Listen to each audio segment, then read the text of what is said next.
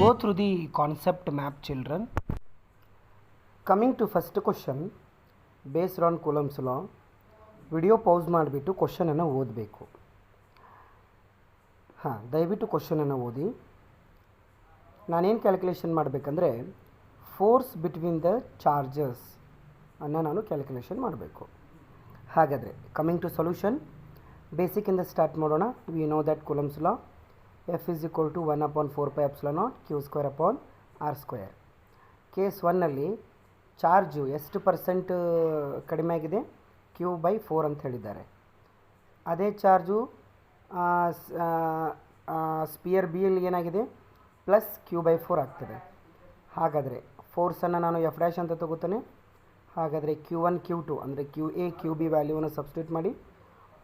So we will get how much answer?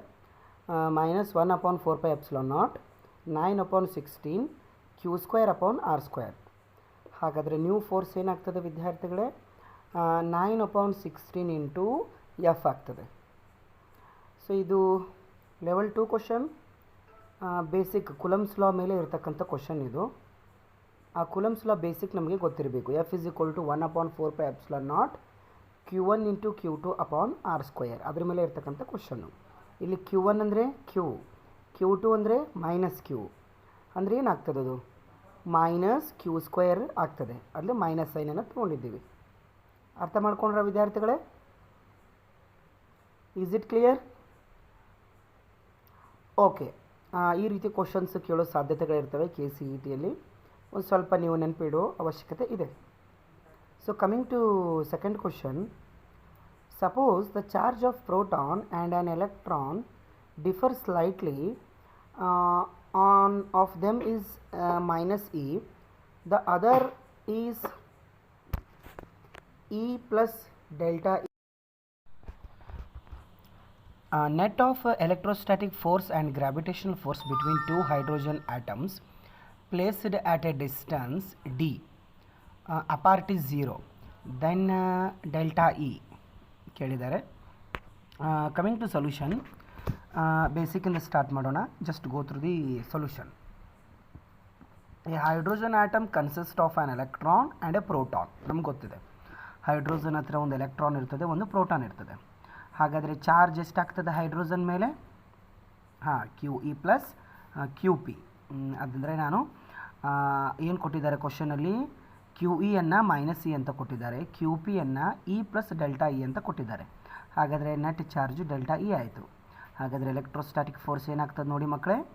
1 upon 4 pi epsilon naught delta E square divided by D square. ಹೌದಲ್ವಾ? q1 delta E, q2 delta ಇನೇ, distance D square ಆಗ್ತದೆ. Then ಬನ್ನಿ, gravitational force between two hydrogen atom is, ನಮಗೆ ಗೊತ್ತಿದೆ. According to universal of gravitation, F is equal to G m1 m2 upon r square. ಹಾಗಾದರೆ ಅದನ್ನಲ್ಲಿ use ಮಾಡಿದ್ದೆ ನೋಡಿ. Since the net force on the system is 0.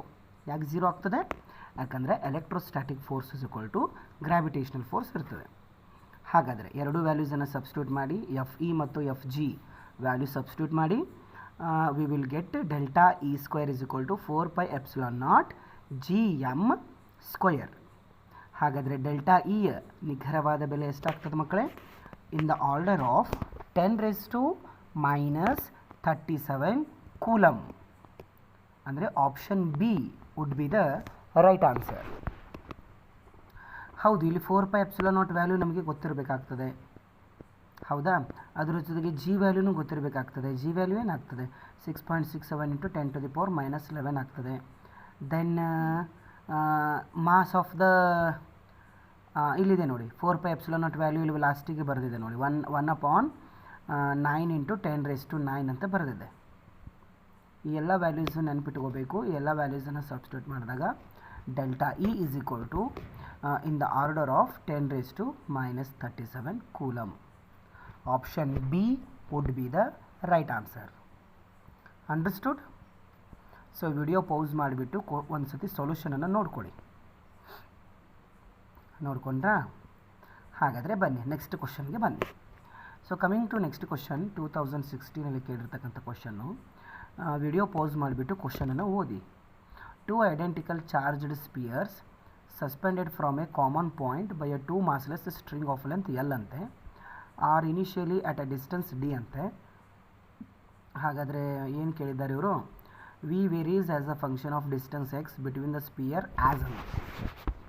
ಹಾಗಾದರೆ ಬನ್ನಿ question ಓದಿದ್ರಾ? Coming to solution. ಒಂದು rigid support ಇದೆ. ಆ ರಿಜಿಡ್ ಸಪೋರ್ಟ್ಗೆ ನಾನು ಏನು ಮಾಡಿದ್ದೇನೆ, ಒಂದು ಸ್ಮಾಲ್ ಸ್ಪಿಯರ್ ನಾನೇನು ಮಾಡಿದ್ದೇನೆ ಅಂದರೆ ಅಲ್ಲಿ ನಾನು ಕಟ್ಟಿಬಿಟ್ಟಿದ್ದೇನೆ. ಅದರ ಚಾರ್ಜ್ ಎಷ್ಟಿದೆ ಅಂದರೆ ಕ್ಯೂ ಇದೆ. ಆ ಲೆಂತ್ ಆಫ್ ದ ಸ್ಟ್ರಿಂಗ್ ನಾನು ಎಲ್ ಅಂತ ತಗೋತಾನೆ. ಈ ಸೈಡ್ ಬನ್ನಿ, ಈ ಎಕ್ಸ್ಟ್ರೀಮ್ ಪಾಯಿಂಟಿಗೆ ಬನ್ನಿ. ಎಕ್ಸ್ಟ್ರೀಮ್ ಪಾಯಿಂಟಿಗೆ ಬಂದಾಗ ನಾನು ಅದು 2 ಕಾಂಪೊನೆಂಟ್ಸ್ ಆಗಿ ರೆಸಾಲ್ವ್ ಮಾಡ್ತೇನೆ. ಸೊ 2 ಕಾಂಪೊನೆಂಟ್ಸ್ ರೆಸಾಲ್ವ್ ಮಾಡಿದಾಗ ನನಗೆ ಆನ್ಸರ್ ಏನು ಸಿಗ್ಬೋದು? KQ² x². ಹೌದಲ್ವಾ? ಸೊ ಫ್ರಾಮ್ ಫಿಗರ್ ಟೆನ್ಷನ್ ಏನಾಗ್ತದೆ ಹೇಳಿ? T cos θ = mg ಆಗ್ತದೆ. T sin θ ಕಾಂಪೋನೆಂಟ್ ಏನಾಗ್ತದೆ? KQ² x² ಆಗ್ತದೆ. ಹಾಗಾದರೆ tan θ ಏನಾಗ್ತದೆ? KQ² x² into mg. So θ is very small, neglect ಮಾಡ್ಬೋದು. ನಾ ಏನಂತ ತೊಗೋಬೋದು ಅದನ್ನು? θ ಸ್ಮಾಲ್ ಇದ್ದಾಗ tan θನ sin θ ಅಂತ ತೊಗೋಬೋದು. ಹಾಗಾದರೆ ಏನಾಗ್ತದೆ? x/2l ಆಗ್ತದೆ. ಸೊ tan θ ವ್ಯಾಲ್ಯೂ ಏನಾಯಿತು? x/2l. So KQ² x² mg. Final ಆಗಿ ನಾನು ಸಾಲ್ವ್ ಮಾಡಿದಾಗ ನನಗೆ ಆನ್ಸರ್ ಎಷ್ಟು ಬರ್ತದೆ ಅಂದರೆ V inversely proportional to √x. ಹೌದಲ್ವಾ? ನೋಡಿ, ಸ್ಟೆಪ್ ಬೈ ಸ್ಟೆಪ್ ಸೊಲ್ಯೂಷನನ್ನು ನೋಡಿ. ವಿಡಿಯೋ ರಿಪೀಟ್ ಮಾಡಿಬಿಟ್ಟು ಸ್ಟೆಪ್ ಬೈ ಸ್ಟೆಪ್ ಸೊಲ್ಯೂಷನ್ಸನ್ನು ದಯವಿಟ್ಟು ನೋಡಿ. ಅಲ್ಲಿ 2 ಕಾಂಪೊನೆಂಟ್ಸ್ ಆಗಿ ನಾನು ರೆಸಾಲ್ವ್ ಮಾಡಿದ್ದೇನೆ. ಒಂದು ಸೈನ್ ಕಾಂಪೊನೆಂಟು, ಒಂದು ಕಾಸ್ ಕಾಂಪೊನೆಂಟು. ಸೈನ್ ಕಾಂಪೊನೆಂಟನ್ನು ಯಾರು ಬ್ಯಾಲೆನ್ಸ್ ಮಾಡ್ತಾರೆ? KQ² x² ಬ್ಯಾಲೆನ್ಸ್ ಮಾಡ್ತದೆ. T cos θ ಕಾಂಪೊನೆಂಟನ್ನು ಯಾರು ಬ್ಯಾಲೆನ್ಸ್ ಮಾಡ್ತಾರೆ? mg ಅಂದರೆ ಡೌನ್ವರ್ಡ್ ಫೋರ್ಸ್, ವೇಟ್, ಅದನ್ನು ಬ್ಯಾಲೆನ್ಸ್ ಮಾಡ್ತದೆ. ಆಯಿತಾ? ಸೊಲ್ಯೂಷನ್ಸ್ ಬರ್ಕೊಂಡ್ರಾ? Okay. So coming to next question. Screen ಮೇಲೆ ಬರ್ತಾ ಇದೆ ನೋಡಿ. 2 positive ions each carrying a charge q are separated by a distance d. If F is the force of repulsion between the ions, the number of electrons missing from each ion will be, where E being the charge on an electron ಅಂತ ಹೇಳಿದ್ದಾರೆ. ನೋಡಿ, 2 positive ions ಕೊಟ್ಟಿದ್ದಾರೆ. Charge Q carry ಮಾಡ್ತಾ ಇದೆ. ಅದನ್ನು separated distance D ಇಲ್ಲಿ separate ಆಗಿದೆ. F force of ರೆಪಲ್ಸನ್ನು, ಯಾಕಂದರೆ ಸಿಮಿಲರ್ ಚಾರ್ಜಸ್ ಇವೆ. ಎಷ್ಟು ಎಲೆಕ್ಟ್ರಾನ್ಸ್ಗಳು ಮಿಸ್ ಆಗಿವೆ ಅದನ್ನು ಫೈಂಡ್ ಔಟ್ ಮಾಡಬೇಕು. ಹಾಗಾದರೆ ಬನ್ನಿ ಬೇಸಿಕ್ಕಿಂದ ಸ್ಟಾರ್ಟ್ ಮಾಡೋಣ. According to Coulomb's law, the force of repulsion between the 2 positive ions each of charge Q ಏನಾಗ್ತದೆ? ಬೇಸಿಕ್ ಏನಿದೆ? 1/4πε0 Q1 Q2 r² ಇದೆ. ಇಲ್ಲಿ ಡಿಸ್ಟೆನ್ಸ್ ಡಿ ಅಂತ ತೊಗೊಂಡಿದ್ದೇವೆ. Q1 ಅಂದರೆ ಕ್ಯೂಬು, Q2 ಅಂದರೆ cube. So Q into Q² ಆಗ್ತದೆ. ಹಾಗಾದರೆ ಕ್ರಾಸ್ ಮಲ್ಟಿಪ್ಲಿಕೇಶನ್ ಮಾಡಿ Q² = 4πε0 F ಇಂಟು d² ಆಗ್ತದೆ. ಹಾಗಾದರೆ Q ಏನಾಗ್ತದೆ? √4πε0 F into d². Since Q = N into E ಅಂತ ನಮಗೆ ಗೊತ್ತಿದೆ. ಕ್ವಾಂಟೈಸೇಷನ್ ರೂಲ್ ಅದು, ಹೌದಲ್ವಾ? ಕ್ವಾಂಟೈಸೇಷನ್ ರೂಲ್ ಏನು ಹೇಳ್ತದೆ? Net charge = N into E, charge on electron or charge on proton ಅಂತ ತಗೋತೀವಿ. Where N is number of electrons that is missing from each ion. E is magnitude of charge on electron ಅಂತ ನಾನು ತಗೋತೀನಿ. ಹಾಗಾದರೆ ಎಲ್ಲ ವ್ಯಾಲ್ಯೂಸನ್ನು substitute ಮಾಡೋಣ. ನನಗೆ ಫೈನಲ್ ಆನ್ಸರ್ ಏನು ಸಿಗ್ತದಂದರೆ option C would be the right answer. Clear children? Yes, just go through the solution. Coming to 6th question. When air is replaced by a dielectric medium of constant K, the maximum force of attraction between the 2 charges separated by a distance. ಈಗ ನೋಡಿ, dielectric ಅಂದರೆ ಏನು? ಅದು ಒಂದು insulating medium ಇದ್ದ ಹಾಗೆ, ಹೌದಲ್ವಾ? ಏರನ್ನು ತೆಗೆದುಬಿಟ್ಟು ಡೈಎಲೆಕ್ಟ್ರಿಕ್ ಮೀಡಿಯಮನ್ನು ಹಾಕ್ತಾರಂತೆ. ಹಾಗಾದರೆ ಏನಾಗ್ಬೋದು? ಫೋರ್ಸ್ ಏನಾಗ್ಬೋದು? ಇನ್ಕ್ರೀಸ್ ಆಗ್ತದೋ, ಡಿಕ್ರೀಸ್ ಆಗ್ತದೋ, ರಿಮೇನ್ಸ್ ಕಾನ್ಸ್ಟೆಂಟ್ ಇರ್ತದೋ, ಅದನ್ನು ನೋಡಬೇಕು. ಹಾಗಾದರೆ ಬನ್ನಿ, ನಮಗೆ ಗೊತ್ತಿದೆ F M is equal to F naught upon K. ಹೌದಾ? ಎಫ್ ಅಂದರೆ ಫೋರ್ಸ್ ಮೀಡಿಯಮ್, ಎಫ್ ನಾಟ್ ಅಂದರೆ force at air medium or vacuum ಅಂತ ತಗೋತೀವಿ. K is dielectric constant. So relation ಏನಿದೆ? Yes, inversely proportional to K ಇದೆ. ಹಾಗಾದರೆ option C would be the right answer. ಅಂದರೆ force of attraction ಏನಾಗ್ತದೆ ಅಂದರೆ K times decrease ಆಗ್ತದೆ ಮಕ್ಕಳೇ. ಅರ್ಥ ಆಯ್ತಾ ನಿಮಗೆ? Yes, understood? Understood children? Okay, ಇಲ್ಲಿ ನೋಡಿ, ಫಿಫ್ತ್ ಕ್ವಶನ್ದು ಆನ್ಸರ್ ಇಲ್ಲಿ ಬಂದುಬಿಟ್ಟಿದೆ ನೋಡಿ. N is equal to Q upon V. ಸ್ವಲ್ಪ ಅದನ್ನು ಕರೆಕ್ಷನ್ ಮಾಡ್ಕೊಳ್ಳಿ. So coming to seventh question, forces between multiple charges ಮೇಲೆ ಇರ್ತಕ್ಕಂಥ ಕ್ವಶನ್ನು. ರಿಪೀಟು ಆಗಿದೆ ಈ ಕ್ವಶನ್ನು 2 ಸತಿ. A charge Q is placed at the centre of the line joining 2 equal charges Q. The system of the 3 charges will B in equilibrium if Q is equal to ಅಂತ ಕೇಳಿದ್ದಾರೆ. ನೋಡಿ, ಇಮ್ಯಾಜಿನ್ ಮಾಡ್ಕೊಳ್ಳಿ. Super position ಪ್ರಿನ್ಸಿಪಲನ್ನು use ಮಾಡಬೇಕಾಗ್ತದೆ ಅಂತ ಅನ್ನಿಸ್ತದೆ ಇಲ್ಲಿ. Coming to solution, ನೋಡಿ ಸೊಲ್ಯೂಷನನ್ನು ನೋಡಿ. ನೋಡಿ, ಎ ಮತ್ತು ಬಿ ಯಲ್ಲಿ ಚಾರ್ಜ್ ಇದೆ, ಡಿಸ್ಟೆನ್ಸ್ ಆರ್ ಇದೆ, ಸೆಂಟರಲ್ಲಿ ಒಂದು ಟೆಸ್ಟ್ ಚಾರ್ಜ್ ಕ್ಯೂ ಇದೆ. Let 2 equal charges Q each placed at a points A and B at a distance R apart. C is the center of AB where charge Q is placed. Equilibrium condition ಏನಾಗ್ತದೆ ಅಂದರೆ net force on charge Q is equal to 0 ಆಗ್ತದೆ. ಇದು equilibrium condition.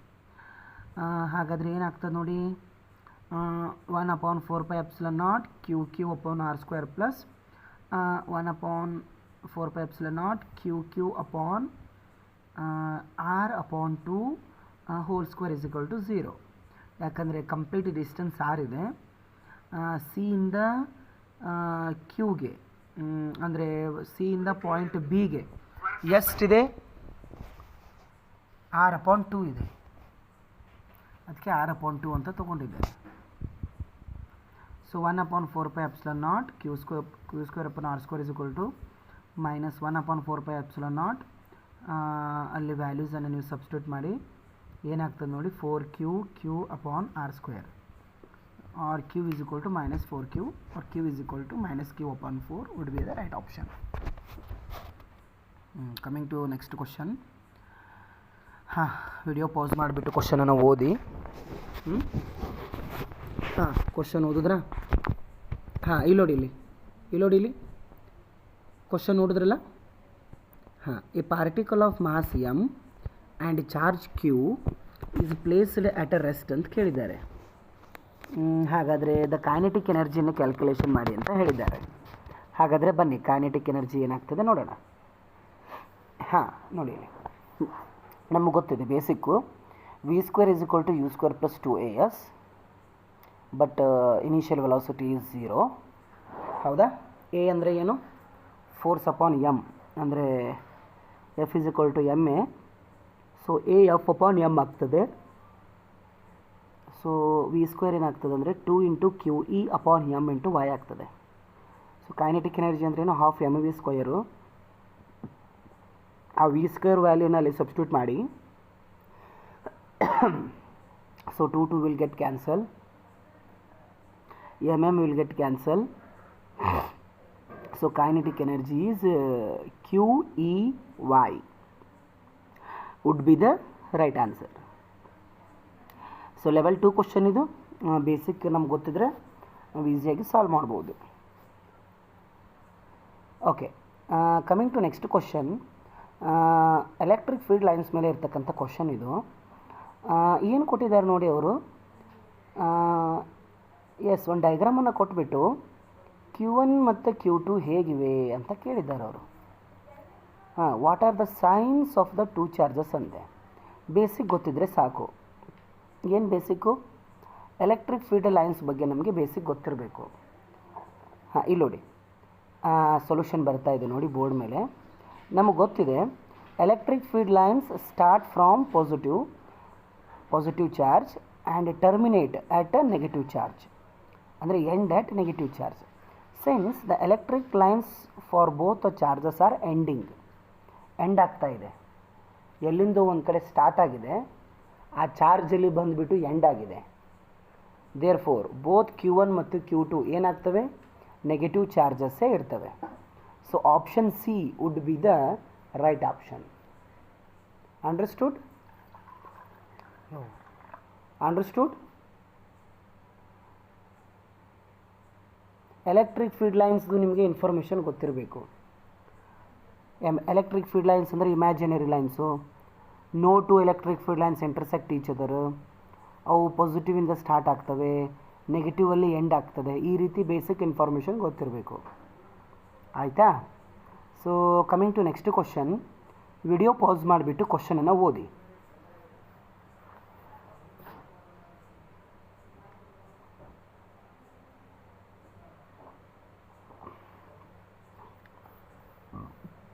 Question ಓದಿದ್ರಾ? ಹಾಗಾದರೆ 0 would be the right option. Why 0? Because number of electric field lines passing through closed surface area, electric flux ಅಂತ ಕರಿತೀವಿ. ಅಲ್ಲಿ ಆ ಕ್ಲೋಸ್ಡ್ ಸರ್ಫೇಸ್ ಮುಖಾಂತರ 4 lines enter ಆಗಿವೆ. ಅದೇ 4 ಲೈನ್ಸು ಆಮೇಲೆ ಎಕ್ಸಿಟ್ ಆಗಿವೆ. Enter +4, exit -4. So +4 - 4 is equal to 0. So 0 would be the right option. So option D. I will go with option D. Coming to next question. Same electric flux ಮೇಲೆ ಇರ್ತಕ್ಕಂಥ question. Without hesitation option D is correct. 0 would be the right option. ಯಾಕೆ? Same ರೀ. ನೋಡಿ, ಅಲ್ಲೊಂದು closed surface ಇದೆ ಅಲ್ಲ, ಎಷ್ಟು lines pass ಆಗ್ತಾ ಇವೆ? 1 2 3 4 5. ಹೌದಲ್ವಾ? 5 ಲೈನ್ಸು ಎಂಟರ್ ಆಗಿವೆ, ಅದೇ 5 ಲೈನ್ಸು ಎಕ್ಸಿಟ್ ಆಗಿವೆ. ಹೌದಲ್ವಾ? So 0 would be the right option. Yes, direct answer 0. No need to solve anything. ಇದನ್ನು ತೊಗೊಳ್ಳೋ ಅವಶ್ಯಕತೆಯೇ ಇಲ್ಲ. Electric flux delta E is equal to integration of E D S theta 90 degree ಇರ್ತದೆ. ಇದನ್ನು ತೊಗೊಳ್ಳೋ ಅವಶ್ಯಕತೆಯೇ ಇಲ್ಲ. 5 ಲೈನ್ಸು ಎಂಟರ್ ಆಯಿತು, ಅದೇ 5 ಲೈನ್ಸು ಎಕ್ಸಿಟ್ ಆಯಿತು. +5 -5. So total electric flux is 0. So 0 would be the right option. I will go with D option. Understood? Basic ಗೊತ್ತಿರಬೇಕು. Basic ಗೊತ್ತಿದ್ರೆ ನಿಮಗೆ ಈಸಿಯಾಗಿ ತಿಳಿತದೆ. ಎಲೆಕ್ಟ್ರಿಕ್ ಫ್ಲಕ್ಸ್ ಅಂದ್ರೇನು, ಮ್ಯಾಗ್ನೆಟಿಕ್ ಫ್ಲಕ್ಸ್ ಅಂದರೆ ಏನು, what is the SI unit of electric flux, ಈ ರೀತಿ information ಇದ್ದರೆ ನಿಮಗೆ ಈ ರೀತಿ ಕ್ವಶನ್ಸನ್ನು ಸಾಲ್ವ್ ಮಾಡ್ಬೋದು ಈಸಿಯಾಗಿ. Coming to next question. Screen ಮೇಲೆ ಕ್ವಶನ್ ಬರ್ತಾ ಇದೆ. ದಯವಿಟ್ಟು ಕ್ವಶನನ್ನು ಓದಬೇಕು ವಿದ್ಯಾರ್ಥಿಗಳು. ವಿಡಿಯೋ ಪಾಸ್ ಮಾಡಿಬಿಟ್ಟು ಕ್ವಶನನ್ನು ಓದಿ. A point Q lies on the perpendicular bisector of an electrical dipole of a dipole moment P. If the distance of Q from the dipole is R, much larger than the size of the dipole, then electric field at Q is proportional to ante. ಆತ್ಮೀಯ ವಿದ್ಯಾರ್ಥಿಗಳೇ, electric dipole on a equatorial line ಮೇಲೆ ಇರ್ತಕ್ಕಂಥ question ಇದು. Sir, equatorial line ನಿಮ್ಗೆ ಹೆಂಗೆ ಗೊತ್ತಾಯ್ತು sir? Perpendicular bisector ಅಂದಿದ್ದಾರೆ ನೋಡಿ. Perpendicular bisector ಅಂದರೆ ಇಕ್ವೆಟೋರಿಯಲ್ ಲೈನೇ ಅದು. ಆಕ್ಸಿಯಲ್ ಲೈನ್ ಅಂದರೆ ಪ್ಯಾರಲಲ್ ಇರ್ತದೆ ಅದು. ಹಾಗಾದರೆ ನಮ್ಗೆ ಗೊತ್ತಿದೆ electric field produced by the electric dipole on a equatorial line equation ಗೊತ್ತಿದೆ. ಏನು? 4πε0 P/4πε0 1/r² + a² = 3/2. 2a ಅಂದರೆ ಏನು? ಲೆಂತ್ ಆಫ್ ದ ಡೈಪೋಲ್ ಅಂತ ತೊಗೋಬೇಕಿಲ್ಲಿ. ಇಲ್ಲಿ ನೋಡಿ, ಫಾರ್ ಎ ಶಾರ್ಟ್ ಡೈಪೋಲ್ ಅಂದರೆ R is much greater than A ತುಂಬ ಚಿಕ್ಕದಿರ್ತದೆ ಕಂಪೇರ್ ಟು ಆರ್. ಸೊ ಈ ಸಿಚುವೇಶನ್ ಇದ್ದಾಗ ಆ ಎ ಅನ್ನು ನಾನು 0 ಅಂತ ಕನ್ಸಿಡರ್ ಮಾಡ್ಬೋದು. ಅಂದರೆ P/4πε0 1/r⁻³ ಆಗ್ತದೆ. ಸೊ r⁻³ ಆ ಸ್ಕ್ರೀನಲ್ಲಿ ಅದು r⁻³ ಕಾಣ್ತಾ ಇಲ್ಲ. So E is directly proportional to P and E is inversely proportional to R raised to minus 3. So I will go with option D. Option D would be the right answer. Level 1 question it is. ಅರ್ಥ ಆಯ್ತಾ ಮಕ್ಕಳೇ? ಏನಿಲ್ಲ ರೀ, A is equal to 0 ಅಂತ ತೊಗೊಳ್ಳಿ. Short ಡೈಪೋಲ್ಗೆ A is equal to 0 ಇರ್ತದೆ. ಆಮೇಲೆ ಆರ್ ಸ್ಕ್ವೇರು ಕ್ಯಾನ್ಸಲ್ ಆಗ್ತದೆ, ಆರ್ ಕ್ಯೂಬ್ ಉಳಿತದೆ. ಅದನ್ನು ಮೇಲೆ ಕಳಿಸಿದರೆ ಆರ್ ರೇಸ್ ಟು ಮೈನಸ್ 3 ಆಗ್ತದೆ. ಅಷ್ಟೇ, ಮತ್ತೇನೂ ಇಲ್ಲ. Coming to next question. ಡೈಪೋಲಿನ ಯೂನಿಫಾರ್ಮ್ ಎಕ್ಸ್ಟರ್ನಲ್ ಫೀಲ್ಡ್ ಅಂತೆ. ಕ್ವಶನನ್ನು ಓದಿ ಒಂದು ಸತಿ. An electric dipole is placed at an angle of 30 degree with an electric field intensity 2 into 10 to the power 5 Newton per Coulomb. It experiences a torque equal to 4 Newton meter. The charge on the dipole, if the dipole length is 2 centimeter ಕೇಳಿದ್ದಾರೆ. So level 2 question basic ಒಂದು ಸ್ವಲ್ಪ ಗೊತ್ತಿದ್ರೆ ಇದನ್ನು solve ಮಾಡ್ಬೋದು. ಆತ್ಮೀಯ ವಿದ್ಯಾರ್ಥಿಗಳೇ, first ಗಿವನನ್ನು ಬರ್ಕೊಳ್ಳಿ. ಟೀಟಾ 30 ಡಿಗ್ರಿ ಇದೆ, electric field 2 into 10 to the power 5 newton per coulomb ಇದೆ. ಟಾರ್ಕ್ ಎಷ್ಟು ಜನ್ರೇಟ್ ಆಗಿದೆ? 4 ನ್ಯೂಟನ್ ಮೀಟರ್ ಟಾರ್ಕ್ ಜನ್ರೇಟ್ ಆಗಿದೆ. Length of the dipole 2 centimetre, ಅದನ್ನು ಮೀಟರ್ಗೆ ಕನ್ವರ್ಟ್ ಮಾಡಿ 0.02 ಮೀಟರ್ ಆಗ್ತದೆ. I should calculate Q. So we know that torque produced due to the dipole is P is sin theta, where E is electric field, P is electric dipole moment. So electric dipole moment ಅಂದರೆ ಏನು? Q into L. So Q into L ಅಂತ ತಗೋತೀನಿ ನಾನು. Charge into distance. ಹಾಗಾದರೆ Q ಏನಾಗ್ತದೆ ನೋಡಿ, 2 upon EL sin theta. So 2 ಅಂದರೆ 4 ಇದೆ, E ಅಂದರೆ 2 into 10 to the power 5 ಇದೆ, L ಅಂದರೆ 0.02 ಇದೆ. sin 30 degree 1/2. ಸೊ ಸಾಲ್ವ್ ಮಾಡಿ. We will get 2 into 10 to the power minus 3 coulomb.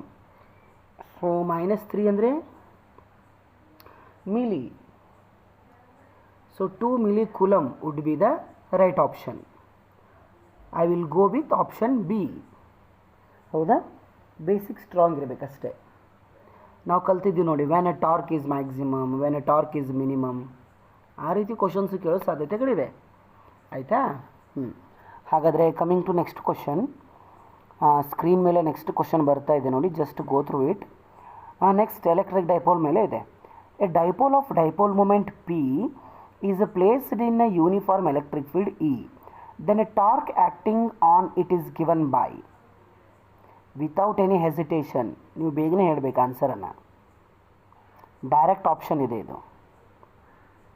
Yes, very good. Option B would be the right option. Tau is equal to P into E.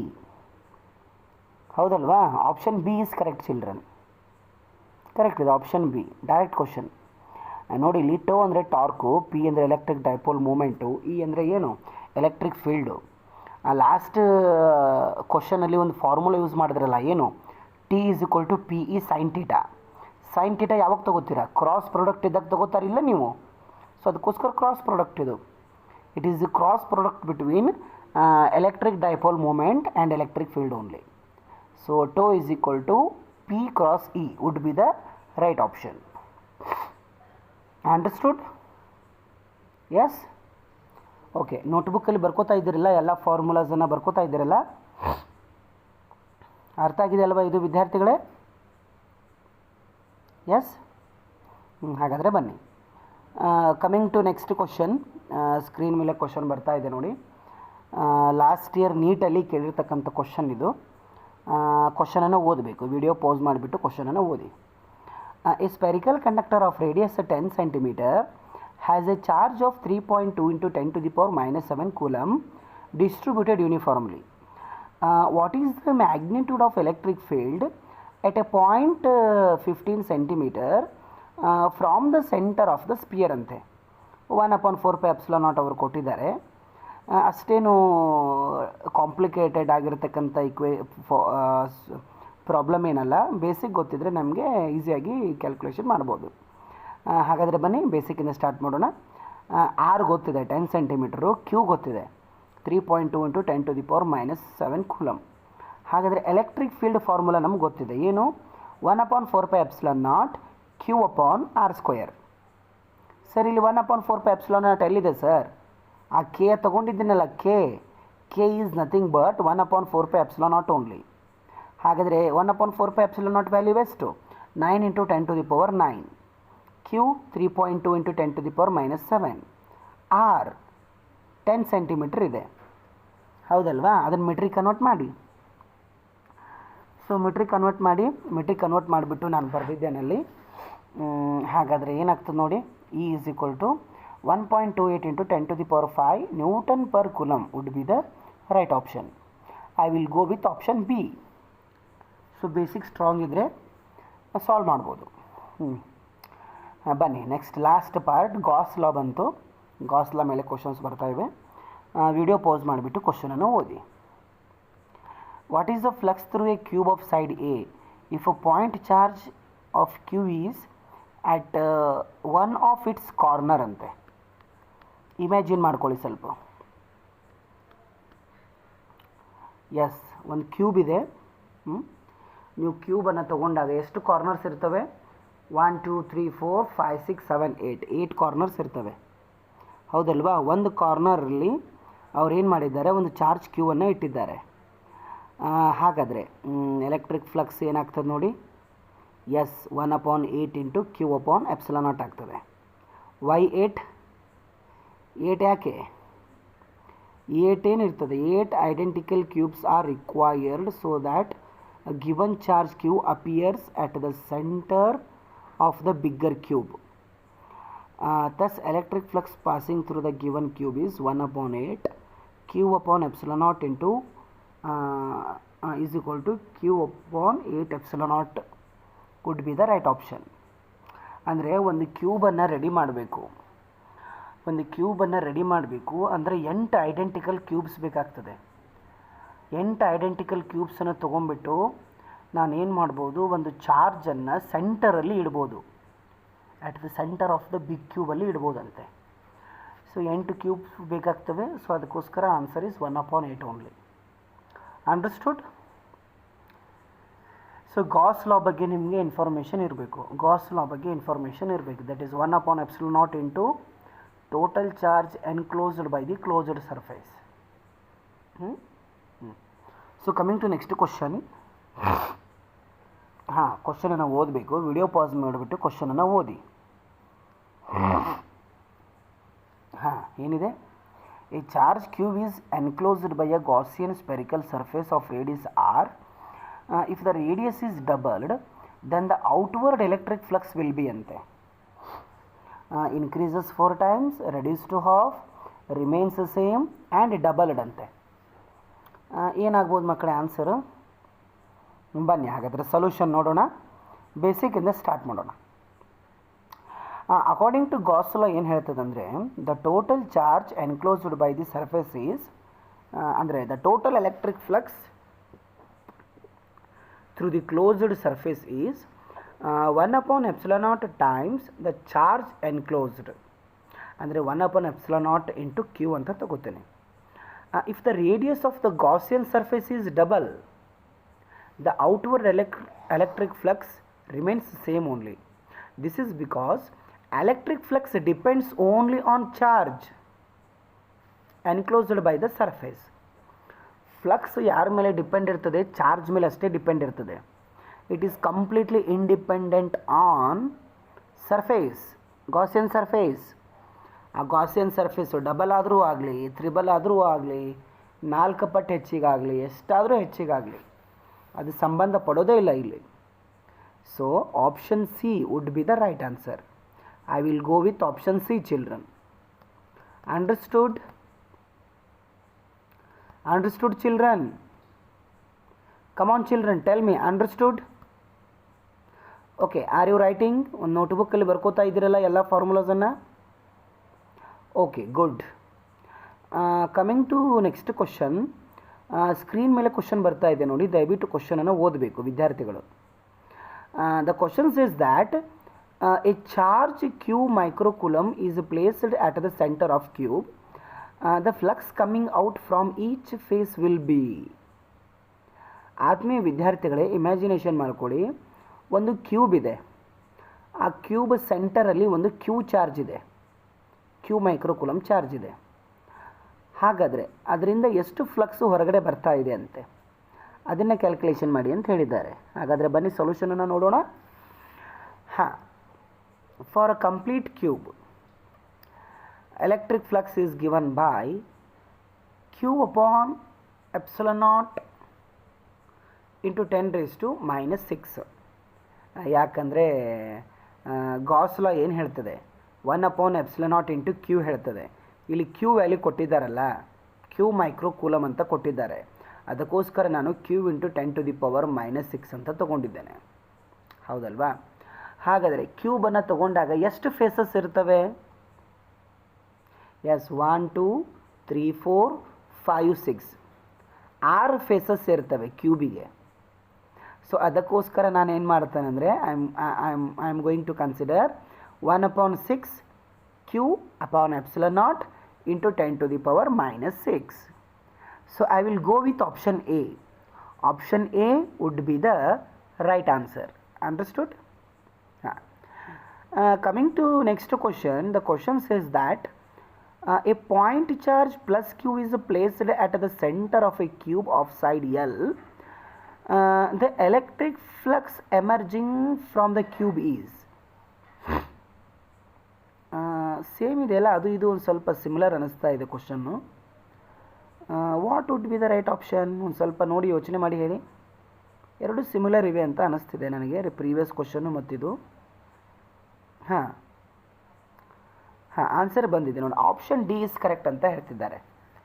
Electric flux emerging from the cube does not depend on the size of the cube ಅಂತೆ. ಅಂದರೆ electric flux size ಮೇಲೆ depend ಇಲ್ಲ. Size, shape, length, area, volume ಮೇಲೆ depend ಇಲ್ಲ. ಅದು ಯಾವುದ್ರ ಮೇಲೆ depend ಇದೆ? ಕ್ಯೂ ಮೇಲೆ ಅಷ್ಟೇ ಡಿಪೆಂಡ್ ಇದೆ. ಅದಕ್ಕೋಸ್ಕರ option D would be the right answer. So I will go with option D children. Yes, exactly correctly. Understood? ಅರ್ಥ ಆಗಿದೆ ಅಲ್ವಾ ನಿಮಗಿದು? ಅರ್ಥ ಆಗಿದೆ? ನೋಡಿ, ಗಾಸಸ್ ಲಾ 3 ಅಪ್ಲಿಕೇಶನ್ಸ್ ಇದೆ ನೋಡಿ. ಆ ಅಪ್ಲಿಕೇಶನ್ಸು ಕೂಡ ತುಂಬ ಇಂಪಾರ್ಟೆಂಟು. ಒಂದು infinite straight current carrying conductor ಅಂತಿದೆ, ಮತ್ತೊಂದು ಇನ್ಫೈನೈಟ್ ಪ್ಲೇನ್ ಶೀಟ್ ಅಂತಿದೆ, ಮಗದೊಂದು ಚಾರ್ಜ್ಡ್ ಸ್ಪೆರಿಕಲ್ ಶೆಲ್ ಅಂತಿದೆ ನೋಡಿ, ಸ್ಪಿಯರ್. ಈ 3 ಅಪ್ಲಿಕೇಶನ್ಸ್ ಮೇಲೆ ಕೂಡ ಕ್ವಶನನ್ನು ಕೇಳ್ತಿರ್ತಾರೆ ಕಾಂಪಿಟೇಟಿವಲ್ಲಿ. ಹಾಗಾದರೆ ನೆಕ್ಸ್ಟ್ ಕ್ವಶನಲ್ಲಿ ಏನಾದರೂ ಅಪ್ಲಿಕೇಶನ್ಸ್ ಬರ್ತಾವೋ ಇಲ್ಲೋ ಒಂದು ಸತಿ ಚೆಕ್ ಮಾಡೋಣ. ನೆಕ್ಸ್ಟ್ ಕ್ವಶನಿಗೆ ಬರ್ತದೆ. Next question is going to come on screen. Just go through it. ಅರೆ, ಬಂದೇ ಬಿಡ್ತು ನೋಡಿ, applications of Gauss's law. A hollow metal sphere of radius r is uniformly charged. The electric field due to the sphere at a distance r from the center. ನೋಡಿ, NEET 2019 ಕೇಳಿರ್ತಕ್ಕಂಥ question ಅಂತಿದು.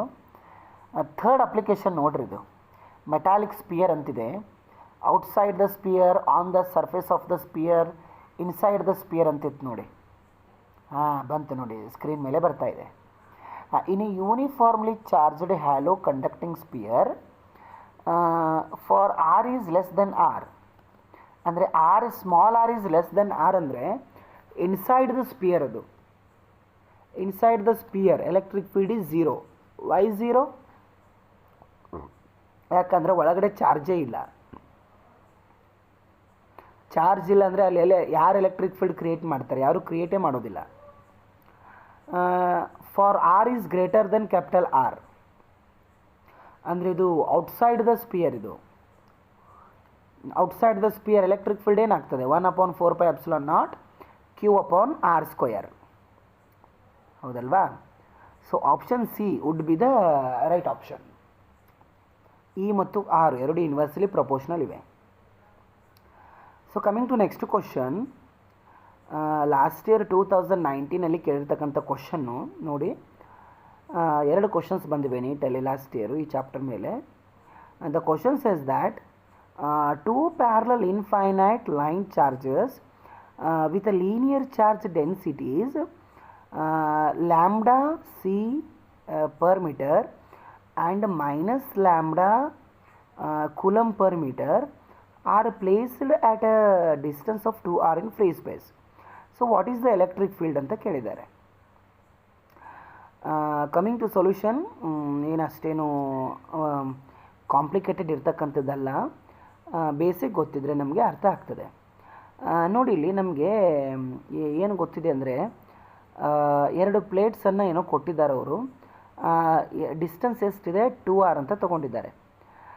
For infinite line charge, ಅಂದರೆ ಇದು first application ಮೇಲೆ ಇರ್ತಕ್ಕಂಥದ್ದು, line charge distribution. E is equal to lambda upon 2 pi epsilon naught r. So net electric field at midpoint O ಎಷ್ಟಿರ್ತದೆ ನೋಡಿ. ಹಾಂ, EO is equal to E1 plus E2. ಕ್ವಶನಲ್ಲಿ ಏನು ಕೊಟ್ಟುಬಿಟ್ಟಿದ್ದಾರೆ ಅಂದರೆ, electric field same ಇರ್ತದೆ ಕೊಟ್ಟುಬಿಟ್ಟಿದ್ದಾರೆ. E1 is equal to E2, that is lambda upon 2 pi epsilon naught r. Therefore E0 is equal to 2E1. So answer is lambda upon pi epsilon naught r Newton per coulomb would be the right option. I will go with D. Sir, E is equal to lambda upon 2 pi epsilon naught r ಹೇಗೆ ಬಂತು sir? ಒಂದು expression ಇದೆ ನೋಡಿ, electric field due to infinite current carrying conductor expression ಅದು. Coming to next question, the question says that ಏನಿದೆ, a hollow insulated conduction sphere is given a positive charge of 10 microcoulomb. What will be the electric field at the center of the sphere if its radius is 2 meter? Yes, within the fraction of second ನೀವು ಆನ್ಸರನ್ನು ಹೇಳಬೇಕಾಗ್ತದೆ. Yes, very good. Option C is correct, 0. Why 0? ಯಾಕಂದರೆ basic ನಮ್ಗೆ ಗೊತ್ತಿದೆ ಅಲ್ಲ, electric field inside a conducting sphere is 0. ಯಾಕೆ 0 ಇರ್ತದೆ spear ಒಳಗಡೆ? ಯಾಕಂದರೆ ಅಲ್ಲಿ ಚಾರ್ಜೇ ಇರೋದಿಲ್ಲ. Q is equal to 0 ಇರ್ತದೆ, ಹೌದಲ್ವಾ? Yes, okay. Coming to next question. Screen ಮೇಲೆ ಕ್ವಶನ್ ಬರ್ತಾ ಇದೆ ನೋಡಿ, just go through the question. Yes, I think ಈ ಕ್ವಶನ್ ರಿಪೀಟ್ ಆಗಿದೆ ಅಂತ ನನಗೆ ಅನ್ನಿಸ್ತಿದೆ, ಹೌದಲ್ಲ? ಹಾಂ, I hope this question is repeated. Yes, ಹಾಂ, ಈ ಕ್ವಶನ್ ರಿಪೀಟ್ ಆಗಿದೆ. ಆನ್ಸರ್ ಇಸ್ 0, ಹೌದಲ್ಲ? Answer is 0. Electric field inside the charged spherical shell is 0 as there is no charge inside it. Okay, so this is all about electric field and charges. ಪ್ರತಿಯೊಂದು bits ಕೂಡ ತುಂಬ important. ನಾನು ಎಲ್ಲ ಕಾನ್ಸೆಪ್ಟನ್ನು cover ಮಾಡಲಿಕ್ಕೆ ಪ್ರಯತ್ನ ಪಟ್ಟಿದ್ದೇನೆ ಇದರಲ್ಲಿ. So ನಿಮ್ಗೆ ಎಷ್ಟು ಸಾಧ್ಯ ಇದೆ ಅಷ್ಟು ಜಾಸ್ತಿ ಬಿಟ್ಸನ್ನು ನೀವು ಸಾಲ್ವ್ ಮಾಡಿ. ಹಾಗಾದರೆ ಇವತ್ತಿನ ಈ ಸಂಚಿಕೆಯನ್ನು ಇಲ್ಲಿಗೆ ಮುಗಿಸೋಣ. ನೆಕ್ಸ್ಟ್ ಕ್ಲಾಸಲ್ಲಿ ನಾನು ಇನ್ನೊಂದು ಹೊಸ ಚಾಪ್ಟರ್ನ ತೊಗೊಂಬರ್ತೇನೆ.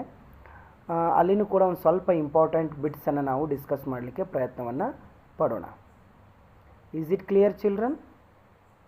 S, okay. Thank you so much. Thank you once again. We are going to end this class right now.